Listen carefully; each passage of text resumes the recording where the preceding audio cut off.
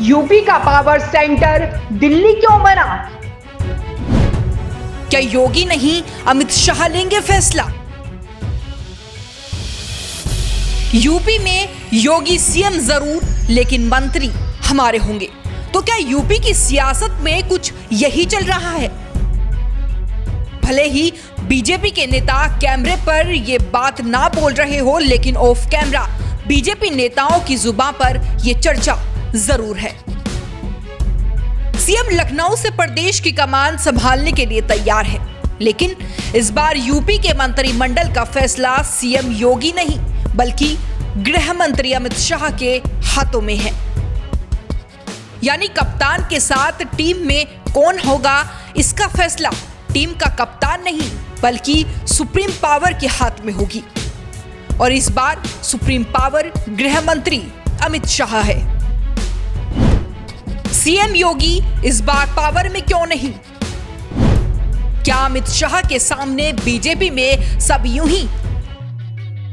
UP में CM की शपथ कब होगी, किस मंत्री को क्या जिम्मेदारी मिलेगी, इन सब का फैसला दिल्ली से ही हो रहा है। यकीन नहीं आता तो आप चुनाव नतीजों के बाद एक एक घटनाक्रम पर नजर डाल लीजिए। शपथ ग्रहण से पहले योगी का दिल्ली जाना, लखनऊ में मंत्रिमंडल को लेकर एक भी बैठक ना होना, यही नहीं बल्कि शपथ ग्रहण में किसको बुलाया जाएगा, कौन शामिल होगा, ये सब बीजेपी में इस बार दिल्ली से तय हुआ है।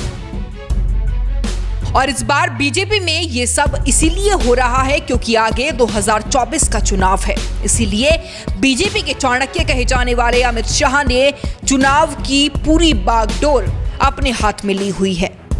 अमित शाह जातीय समीकरण से लेकर 2024 में पार्टी किसे मंत्री बनाए जाने से ज्यादा फायदा होगा, उसी लिहाज से मंत्रिमंडल का चुनाव कर रही हैं। क्योंकि अमित शाह जानते हैं कि अगर उन्हें 2024 में जीत सुनिश्चित करनी है तो यूपी में मजबूती से खड़ा होना पड़ेगा। इसीलिए यूपी मंत्रिमंडल में इस बार जिनको भी जिम्मेदारी दी जा रही है, उनको ये बात साफ बताई जाएगी कि उनका लक्ष्य लखनऊ नहीं बल्कि दिल्ली की गद्दी होगी। Bureau report, news 80 desk.